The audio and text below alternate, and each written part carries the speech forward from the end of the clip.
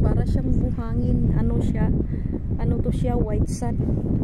So, yan, ang daming tao guys, no? Nag-trip sila dito din, kagaya namin. So, nag-island hopping sila. So,